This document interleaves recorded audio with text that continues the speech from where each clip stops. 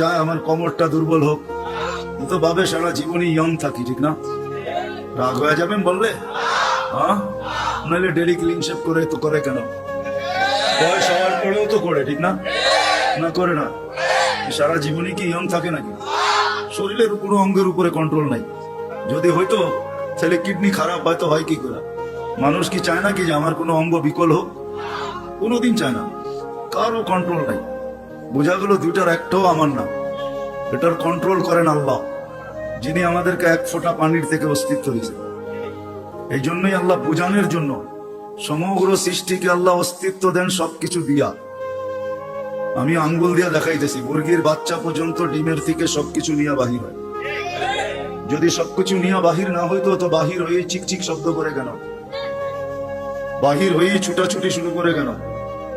খাদ্যকে চিনে কি করে, ঠিক না? ঠোঁট মারে না?